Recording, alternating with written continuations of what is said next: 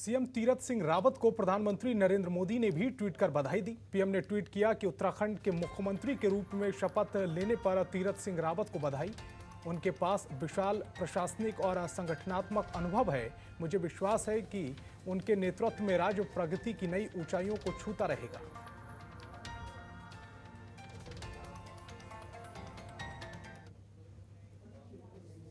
अब आपको ग्राफिक्स के जरिए बताते हैं कि नए उत्तराखंड के सीएम का राजनीतिक सफर कैसा रहा है। तो तीरथ सिंह रावत गढ़वाल से सांसद हैं। 2013 से दिसंबर और 2015 तक बीजेपी के प्रदेश अध्यक्ष रहे। 2015 से 2017 तक विधायक रहे। तीरथ सिंह रावत जो कि मुख्यमंत्री बने उत्तराखंड के, फिलहाल बीजेपी के राष्ट्रीय सचिव के पद पर थे।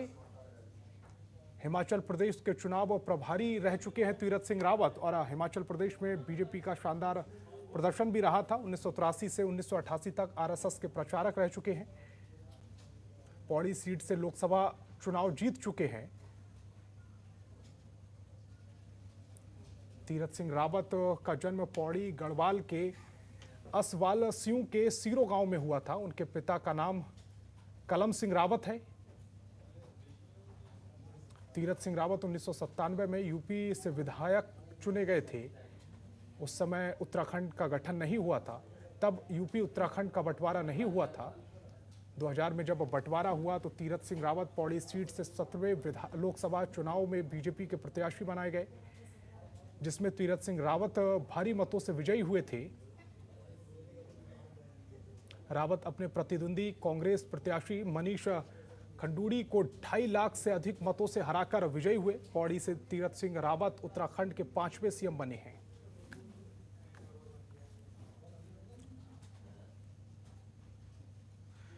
उत्तराखंड में बीजेपी विधायकों में पनमे असंतोष को काबू में करने के लिए शीर्ष नेतृत्व ने भले ही मुख्यमंत्री का चेहरा बदल दिया हो, लेकिन ऐसा नहीं है कि इससे पार्टी की राह बहुत आसान हो गई है। उत्तराखंड में अगले साल विधानसभा चुनाव होने हैं। ऐसे में नए मुख्यमंत्री के सामने सरकार की छवि सुधारने, विधायकों को एकजुट रखने और पार्टी कार्यकर्ताओं में उत्साह भरने जैसी चुनौतियां खड़ी हैं। अब आपको ग्राफिक्स के जरिए बताते हैं कि आखिर ये चुनौतियां कौन कौन सी हैं। त्रिवेंद्र सिंह रावत उन्होंने इस्तीफा दे दिया है और नए सीएम बनाए गए हैं। चेहरा बदलने के पीछे सबसे बड़ी वजह, कई वजह सामने आई हैं और सबसे बड़ी वजह थी असंतोष। त्रिवेंद्र सिंह रावत के चेहरे पर चुनाव लड़ने को बीजेपी नहीं देख रही थी। इसके बाद पार्टी ने नए सीएम को लेकर कवायद शुरू की। नए सीएम के सामने 2022 के विधानसभा चुनाव में पार्टी को जीत दिलाना सबसे बड़ी चुनौती होगी। उत्तराखंड में पार्टी विधायक शुरू से ही अलग थलग और कई धड़ों में बटे हुए थे। मोदी शाह के डर से विधायक 4 साल तक उपेक्षा सहते रहे, लेकिन बाद में बगावत हो गई। अब चुनावी वर्ष में प्रवेश के साथ ही विधायक मुखर हो गए। राज्य में नेतृत्व परिवर्तन के पीछे ये भी एक बड़ी वजह सामने आई, गुस्सा सामने आया। ऐसे में अब खेमों में बटी पार्टी और विधायकों के साथ संवाद करना एक बड़ी चुनौती है। उन्हें एकजुट रखना भी किसी चुनौती से कम नहीं है। कार्यकर्ता दबी जुबान में काम नहीं होने की शिकायत करने लगे थे, जिसको लेकर ये सत्ता परिवर्तन किया गया है। 4 सालों में पार्टी के कार्यकर्ताओं में इस वजह से निराशा का भाव पैदा हो गया था। काम न होने से विधायकों और पार्टी के पदाधिकारियों को लोगों के सवालों का सामना करना पड़ रहा था। नए नेतृत्व के सामने सरकार की इसी छवि को बदलने की चुनौती होगी। पार्टी कार्यकर्ताओं के जोश के बदौलत भाजपा राज्य में दोबारा सत्ता हासिल करने की स्थिति में आ सकती है।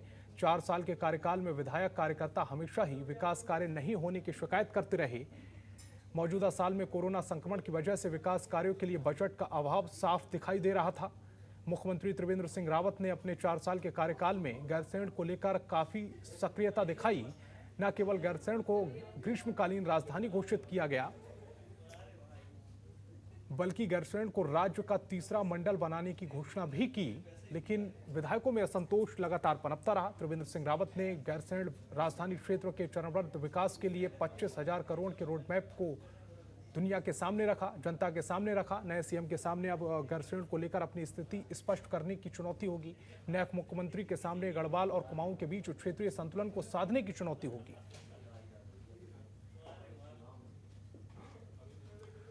उत्तराखंड के नए मुख्यमंत्री तीरथ सिंह रावत को बनाए जाने के बाद नेता प्रतिपक्ष इंदिरा हृदयेश की ओर से प्रतिक्रिया आई है। उन्होंने बताया है कि त्रिवेंद्र सिंह रावत को मुख्यमंत्री पद से हटाते ही ये स्पष्ट हो गया है कि बीजेपी सरकार का 4 साल का कार्यकाल पूरी तरह से विफल रहा है। मुख्यमंत्री बदलने से अब कुछ नहीं होने वाला, बीजेपी को अपनी सोच में परिवर्तन करना होगा। नेता प्रतिपक्ष इंदिरा हृदयेश ने कहा है कि पिछले 4 सालों में विकास के नाम पर पूर्णतया विफल रही।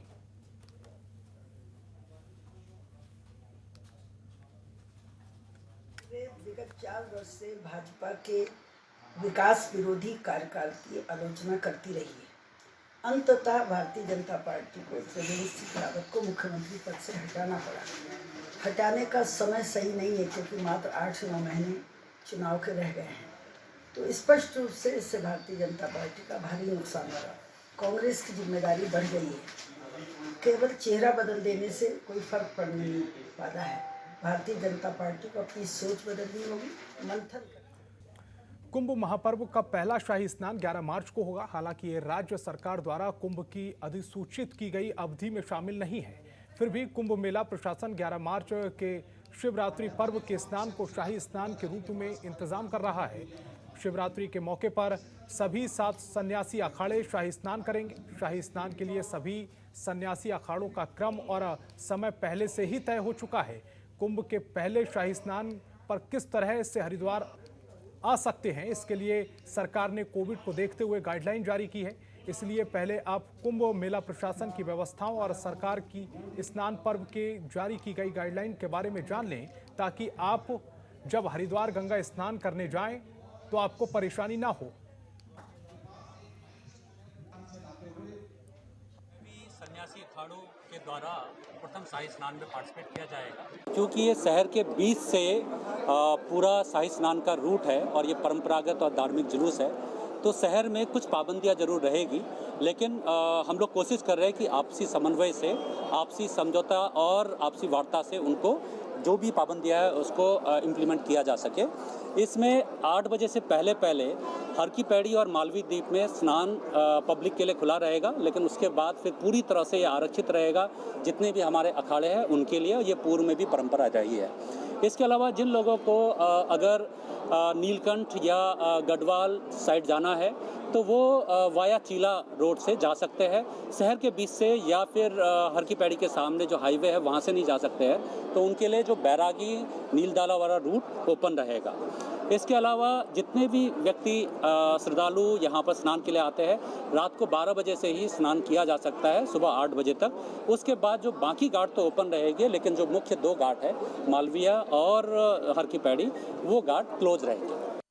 और देखिए, शाही स्नान में आप जानते हैं कि 2 तरह के काम पैरेलली होते हैं। एक तो जो अखाड़ों की व्यवस्था है वो तो है ही, इसमें जो पारंपरिक रूट है, पारंपरिक समय है, उसी को फॉलो किया जाएगा। अन्य श्रद्धालुगण जो हर की पैड़ी का इलाका है या मालवीय घाट का इलाका है, उसको छोड़कर अन्य घाटों पे स्नान कर सकते हैं। जिस दौरान अखाड़े वहाँ पे स्नान कर रहे होंगे वहाँ पे नहीं करेंगे। बाकी पर्याप्त संख्या में टॉयलेट्स को डिप्लॉय किया गया है, सैनिटाइजर्स लगाए गए हैं, हमारे वॉलंटियर्स जगह जगह पे हैं। सैंपल टेस्टिंग कोविड की कुछ जगहों पे हो रही है। आज अभी फोर्स को ब्रीफ किया गया, इसमें सभी की मोर देन 800 पॉइंट्स यहाँ पे ड्यूटी लगाई गई है और इसमें बहुत अच्छी चेकलिस्ट बनाई गई है। किसको किस स्थिति में क्या करना है बड़े डिटेल में बताया गया और आईजी साहब ने बहुत अच्छा मोटिवेट किया फोर्सेस को यहाँ पे, और उम्मीद हम करते हैं कि बहुत सकुशल हमारा स्नान होगा। स्पष्ट करना चाहूँगा कि जो SOP भारत सरकार ने बनाई थी, उसके बाद स्टेट ने भी बनाई थी, वो 10, 11, 12 3 दिन लागू रहेगी, जिसमें रजिस्ट्रेशन भी अनिवार्य है यदि आपको एंट्री लेनी है। साथ ही साथ RT-PCR कोविड नेगेटिव रिपोर्ट भी अनिवार्य है।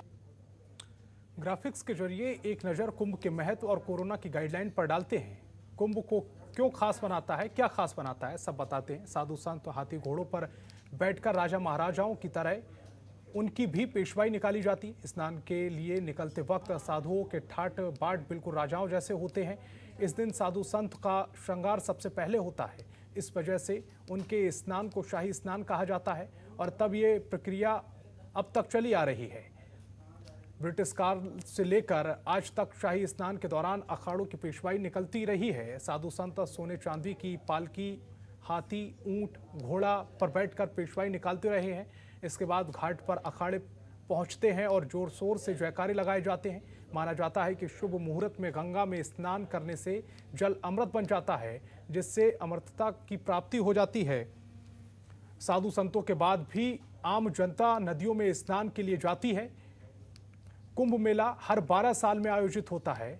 इस बार कुंभ मेला एक साल पहले लगाया जा रहा है, यानी कि 11 साल में लगाया जा रहा है। दरअसल 2022 में गुरु कुंभ राशि में नहीं होंगे, इसलिए इस बार 11वें साल में ही कुंभ का आयोजन किया जा रहा है। इस साल 14 जनवरी यानी मकर संक्रांति से कुंभ मेले का आयोजन शुरू हो गया है।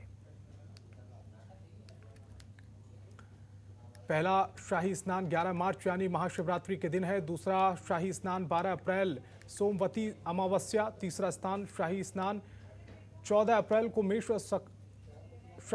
संक्रांति के मौके पर होगा।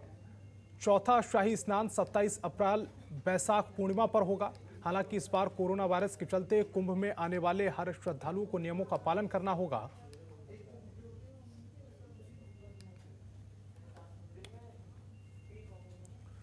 तो इस बुलेटिन में फिलहाल इतना ही। देश दुनिया की तमाम बड़ी खबरों के लिए देखते रहिए जनतंत्र टीवी।